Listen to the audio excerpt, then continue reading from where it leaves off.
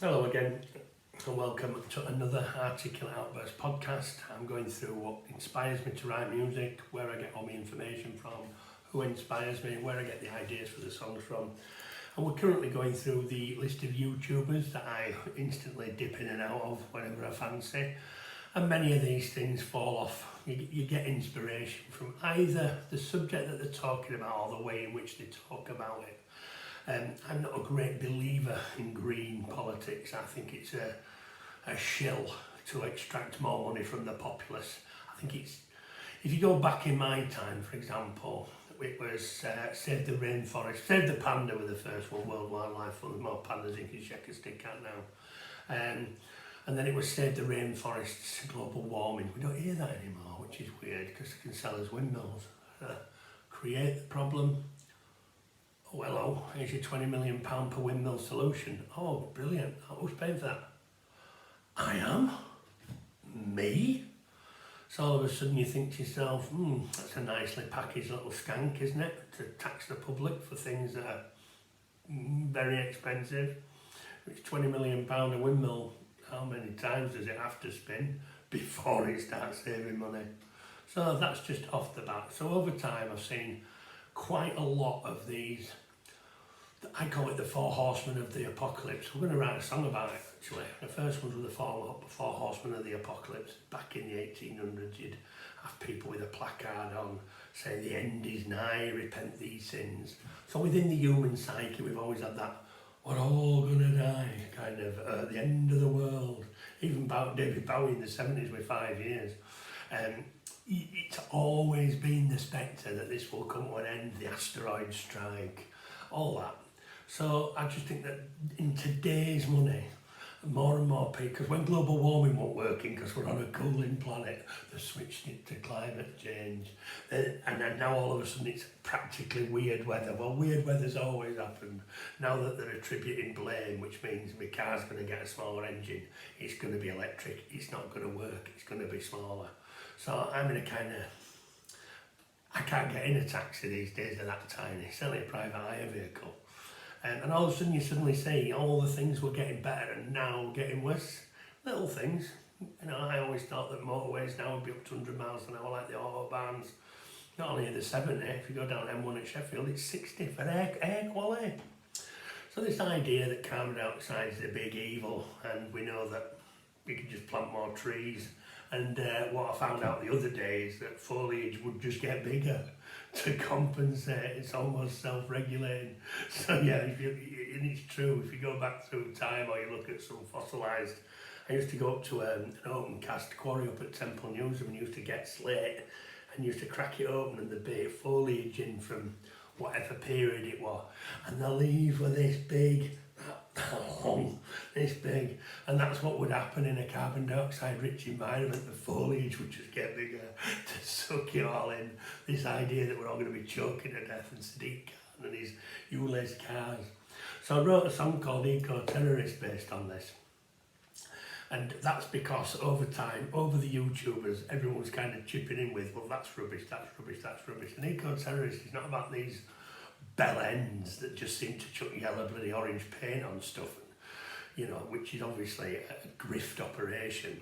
Eco-terrorist about the people that are imposing these laws on us to take away our rights to travel, to take our cars off us and so on and so forth.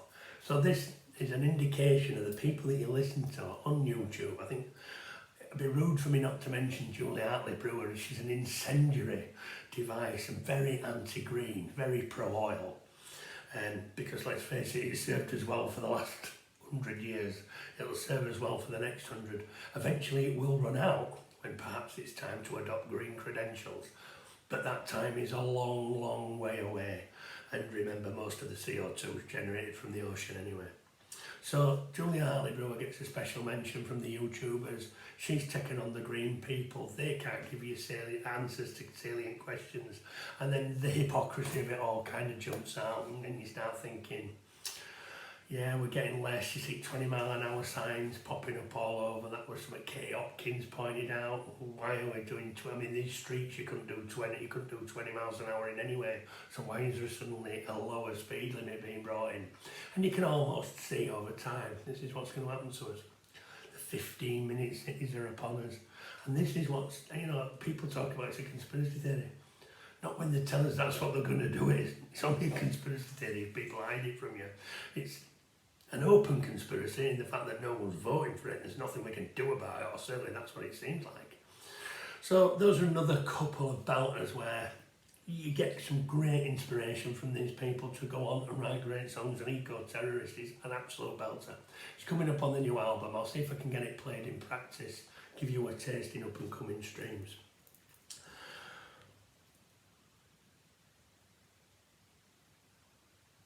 The next one is Peter Whittle and the New Culture Forum. New Culture Forum's a bit interesting for me because they're clearly well-educated people, and they talk with proper accents. And you would have, I think when I was a youth, I'd have literally just gone, who are these Doylans? But I guess age is a great learner. So Peter Whittle and the New Culture Forum, Rafe Hadelman-Koo, Dr. Richard Kisley and Peter Whittle and a few others, just really get in there with the change to British culture. You know, the fact that we're reverse engineering our history on TV. I haven't got time on this stream. Maybe I'll develop it in another stream. But this is kind of where you kind of get the general idea that this is what other mainstream media should be talking about. So Peter Whittle and those team about cultural evolution and the way in which things are changing, not for the better, is perhaps one of the best YouTubers you can watch. Not everything that they cover is relevant to me, but a hell of a lot of it is. And the fact that they point out the hypocrisy of certain people saying one thing and doing another is perhaps the best place to get some a real good grounding of what's not working and why it's not working and how it contradicts what even those driving it are saying. The removal of statues and street names in London, it's not for the here and now to be deciding what's gone on in the last, you know, hundreds of years of London's kind of the fabric of the city, and I just feel like they're trying to completely change everything that it's ever stood for. Well, the New Culture Forum boys are probably the best to listen to that. And as it comes to royalty, royal family and history, Rafe Hadelman-Koo is spot on, and obviously Dr. Kissel is brilliant at the kind of social fabric of stuff and very critical of where we're at. I'm sorry if I've forgotten some people from there, but ultimately, always worth a listen. People often forget this because he's a musician, but one of the people I would highly recommend you watch every interview he's ever done is Noel Gallagher. Noel Gallagher is straightforward, upfront, honest, humorous, dry. If you've not listened to his Desert Island discs, put it on now. It's not about the music, it's about the magic between him and Kirsty. It's absolutely brilliant. And there's another interview with Mark Lawson on Front Row on YouTube that I cannot implore you enough to go watch. It's absolutely, it's an hour's worth of television, brilliant commentary. Noel Gallagher don't give two hoots. He's made his bones, he's a very good musician, he continues to be.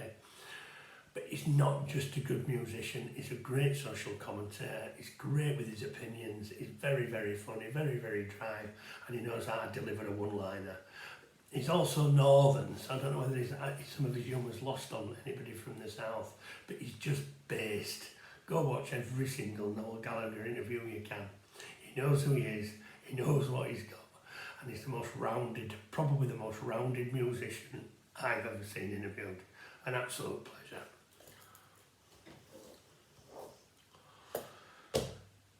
Tucker Carlson. Where do we start with Tucker Carlson? So we're at the crux of a change in Tucker. He's obviously left Fox News by whatever means necessary. Looks like the machine or the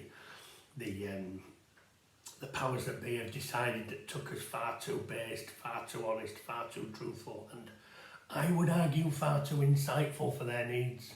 It's almost like they don't need anybody spoiling what everybody else is chanting, and Tucker was the first journalist to get in there, the first journalist to say what he thought. He's a human, he speaks to people in an adult way, and there's no falseness with Tucker. He is what you see on TV. You can imagine that's exactly what he's like in the family home. So yeah, Tucker Carlson, for the opposing view every single time. He is what he is, and he just speaks truth, to my knowledge. And again, another one, more than happy to be put right if you've got a counter argument, where so many others will stick to their guns. Tucker, if you give him better evidence and a better idea, it will change his mind, and that's perhaps one of the most endearing features. So I think Tucker Carlson, certainly. Laura Dodsworth is an author. She came to premonition through the old thingamajiggy, through the old, you don't know whether we even say lockdown or anything else now, because you just think somebody somewhere won't like it. For me, it was the biggest fraud in human history, and it continues to reverberate around the country. Laura Dodsworth's State of Fear book tells you everything you need to know about how a state can cajole, nudge and force you into doing stuff. She comes across extremely well. Again, I've not seen a bad interview with her, so Laura Dodsworth would be up there for me as a minimum. The next one divides opinion would be Edward Dutton. Edward Dutton is an academic, which is clear. He pulls no punches. He's absolutely, I think he's far more intelligent than anybody else on the internet, or that's perhaps not fair. He certainly talks about some highbrow subjects in such a way off grid. After he's finished doing what I do, he goes on about stuff I just can't begin to comprehend in a language I can barely know. But when it comes to based facts, he's done the research, he's done the hard work, he's gone round the houses, he's checked the numbers, he knows what's going on with absolutely everything when it comes to human evolution biology. He's a great social commentator. I think he's although he lives in Finland, I think he's one of the great patriots of this country. And he just takes no nonsense whatsoever. I can't really describe his channel if you've not seen it, but there's a comedy sketch for the first minute of everything, and then he just gets into it. So it's a great intro. But yeah, if you really want to know about a subject, if he's talking about it, the chances are he's absolutely cock on. He did a speech to the, I think it was Traditional Britain Movement, I think that's on YouTube. Very, very good, about meeting a friend in London near a KFC. I won't ruin this story, but if you want to know about Edward Dutton, I suggest you watch that one.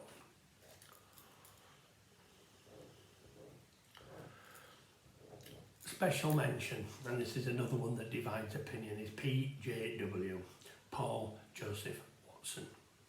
Whether you agree with his politics or not, his delivery is piss funny. I couldn't even begin to imitate him, but the way in which he delivers a line that's designed to take the piss is absolutely class. I think he's very funny. He gets demonetised all the time, which really annoys me because he's not broke any rules. YouTube just don't like what he does. Oh, you haven't broke any rules, but we're just not going to pay you. And it kind of frustrates me that people can do that. They've done the same with the Lotus Eaters, where you can be on there, but they won't pay you. So my advice is pay, hand over some dough, buy a cup, buy a t-shirt, do something, or buy the products that they're promoting. But yeah, PJW, I could go on all day about him. He is what he is. I know a lot of people don't like him, but I think he's very, very funny. His videos are short, so it's really, really good. And he's perhaps the most fun on the internet. Next one up, Douglas Murray, again based, he knows exactly what's going on. He's very, very close to the knuckle, funny, humorous and well presented. Yeah, I think you can ball at him from his knowledge and his culture and his history, historical knowledge is second to none. He's a bit well groomed, he speaks pretty much in a very posh way, but you don't need me to tell you about Douglas Murray, he knows who he is. And again, great learning curve for just about every subject you can care to mention. Very, very good.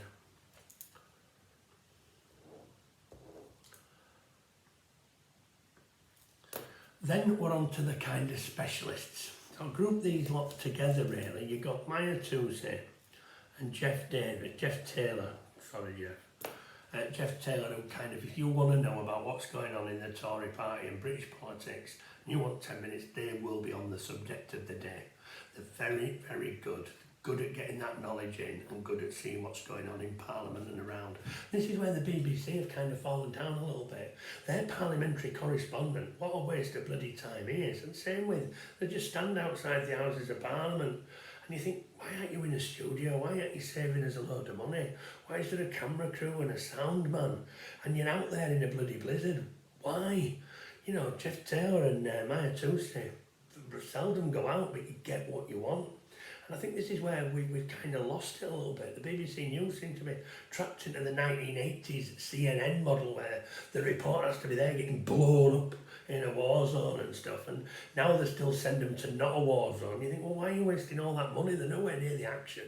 And it don't give it any more legitimacy, the fact that they're there. They could be on the bloody holidays half the time, putting that on for broadcast and then back to their holidays.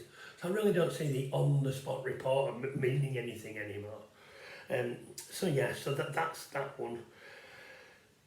The next one I'll come to is Ricky Gervais. Ricky Gervais again, very based, flatline, it's easy when you're rich, not to have to worry about what you say and not to mind your P's and Q's, but Ricky Gervais again, absolute belter, really, really like him, very good. I'll put him in there. I think that it'd be rude not to mention Morgoth. Great social commentator, very, very gritty, very northern. I think he's probably more insightful than a lot of people realise. I think he's on the money. His film reviews are second to none, by the way, because he'll be running out of material as we seem to make films these days. They're just absolute dog toss, to be fair. But yeah, Morgoth, he's pretty much plugged into quite a lot of the internet community. He turns up on quite a few other shows. Very, very good. Can't recommend him enough. I hate looking at my list.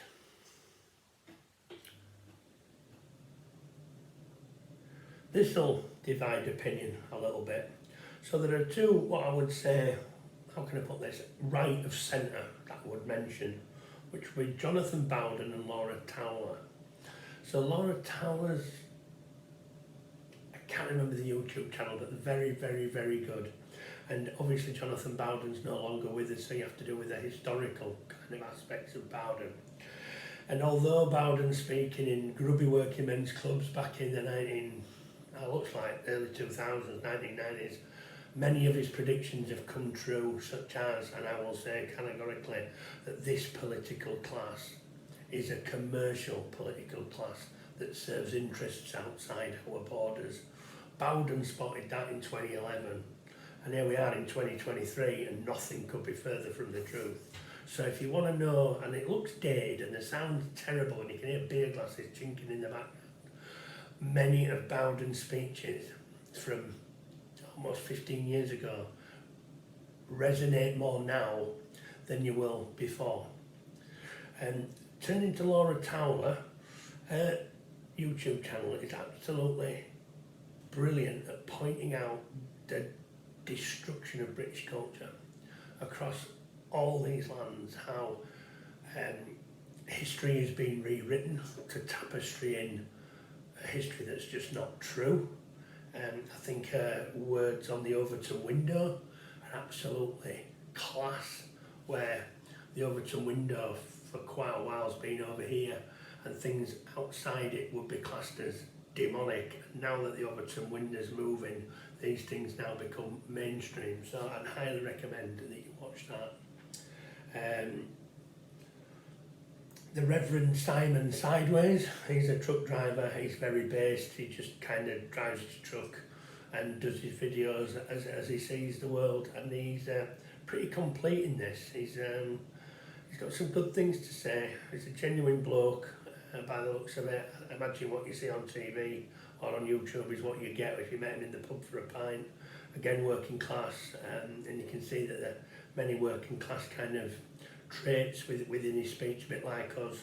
There's no flowery language, it's just to the, as we would talk in the local boozer. It's not, I might watch my P's and Q's at a black tie event, but you know what I'm saying.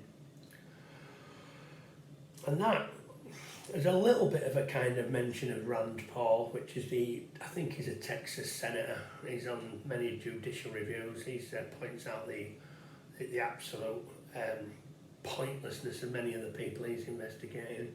He can't get the answers he wants to a lot of things. He's chasing Fauci down the street. I don't think he'll ever let him go. But, you know, that's another thing. So, yeah, anything you can see there with Rand Paul, very well worthwhile watching. If you're a stats man and you want something to do with stats, then Politico is absolutely spot on. During the thing about he was absolutely class with the government statistics, with the rates of this, the rates of that. And if you want a stats man, if you want to know the granular things behind stuff, then he is your man, Politico. You type it into YouTube, it comes up with some American site. He's about 4 or 5 down, guy with glasses on. Bass, he's a piano player. But I tell you what, when it comes to numbers and you want them crunching, there's not only one place to go. And then finally on the old jib-jab thingamajig is Dr. John Campbell. Dr. John Campbell has perhaps given me more information on this than anybody else, from the WEF, the WHO, right through to the COVID passports and everything else that seems to be coming down the line. You really want to know what's going on in health across the globe, Dr. John Campbell's your man. Make no mistake, I've had him on all the top shows. He's been doing this for years. He used to do it on VHSs to spread healthcare around the world. A real gent, a real saint. And when Heroes and Bad Actors comes out, he's in the heroes section. He's in the heroes section. So watch out for that. I'll come to how we've designed that album in due course.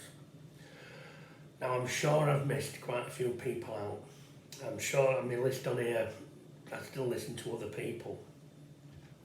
But that's pretty much from YouTube inspirations.